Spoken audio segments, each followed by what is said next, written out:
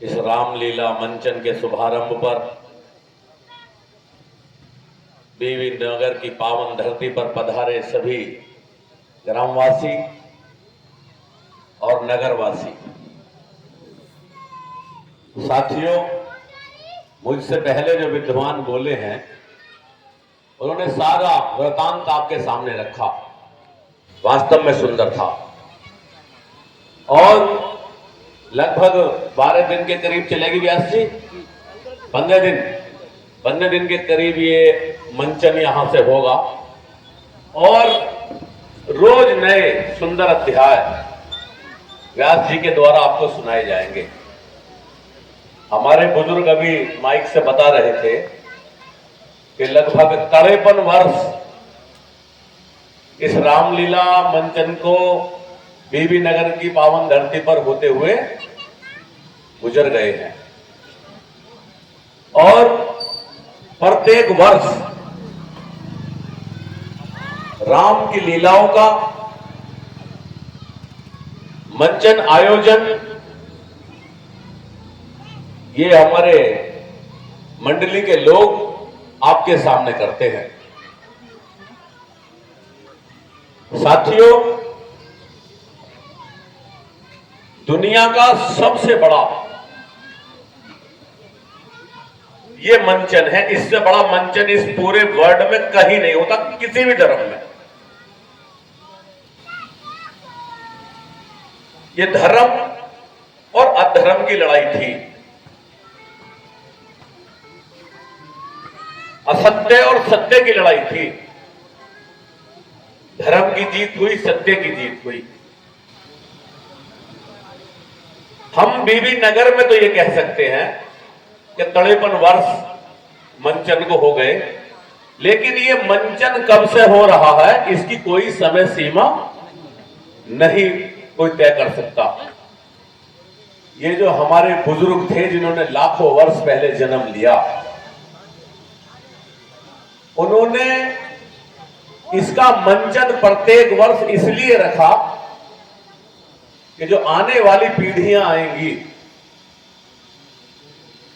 जो आने वाले हमारे बच्चे पैदा होंगे, जो आने वाला समाज आएगा, तो वो हमेशा याद रखे कि कभी भी सत्य पर असत्य की जीत नहीं हो सकती, चाहे वो रावण के बराबर भी बलवान हो। और इस दुनिया में आज तक रावण से बलवान भी कोई पैदा नहीं हुआ, लेकिन उसको भी सत्य से पराजित होना पड़ा, हारना पड़ा।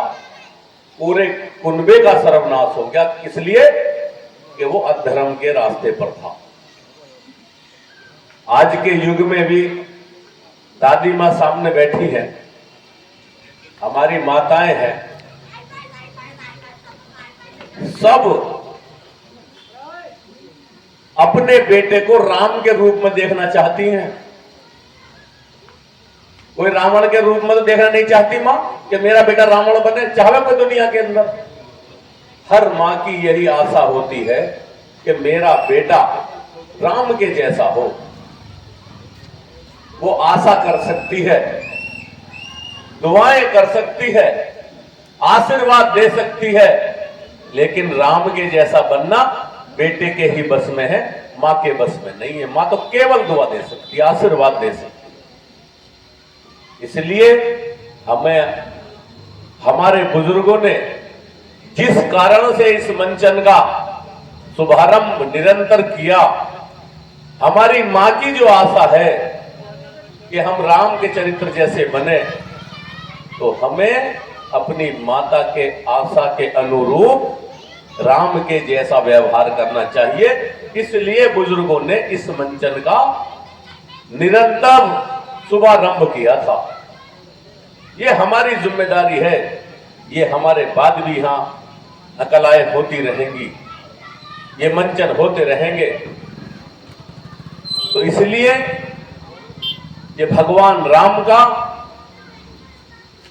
और अधर्मी महाबली योद्धा का एक नाट्य रूपांतर है। बड़े बड़े कलाकार इसमें आए हुए हैं। तरह तरह से वो मंचन करेंगे। तो हमें यहां से शिक्षा लेके जानी चाहिए, अपने बच्चों को समझाना चाहिए गलत काम का बुरा नतीजा। और इतना सुंदर संचालन आदरणीय गुरुजी करते हैं कि इनके बाद कुछ रह नहीं जाता कहने के लिए, चाहे कितना ही भी बड़ा वक्ता क्यों ना हो, चाहे कितना ही बड़ा वक्ता क्यों ना हो, चाहे कितना ही बड़ा मंच क्यों ना हो। जब गुरुजी संचालन कर देते हैं तो फिर कुछ छोड़ दे तो है नहीं वक्ता के लिए। लेकिन आज गुरुजी जो है थोड़ी सी मात खा गए, आज मेरे लिए छोड़ गए। गुरुजी ने आपको यह नहीं बताया कि जब मैं मात्र 20 वर्ष का था तब मेरे पिताजी भारतीय किसान यूनियन में की एक मीटिंग में हृदय गति रुकने से उनका प्राणांत हो गया था। मैं किसान यूनियन में नहीं था, मैं तो पढ़ता था हायर एजुकेशन में। अपने पिता के बाद जब एक दौर ऐसा था गुरुजी जब चौधरी महेंद्र सिंह टिकैत को भी किसान भगवान के रूप में मानते थे। आज भी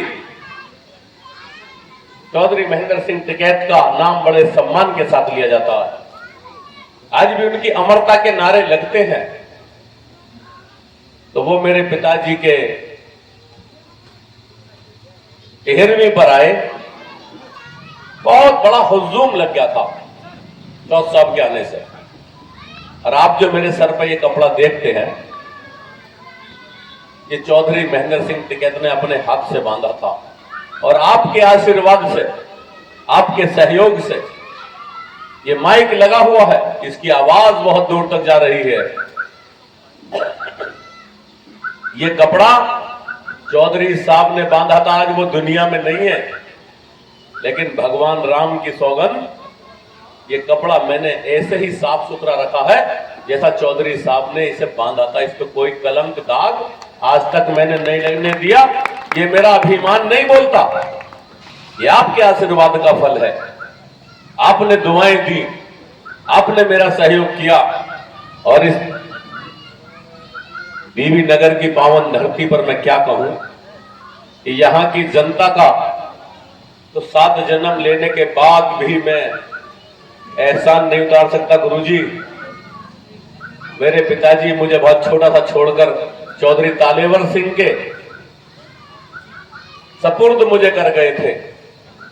कैप्टन राजेंद्र सिंह महापुर, चौधरी गजब सिंह खान, चौधरी सरदार सिंह चिस्सोना, इनके हवाले कर गए थे कि इसका आप ध्यान रखना।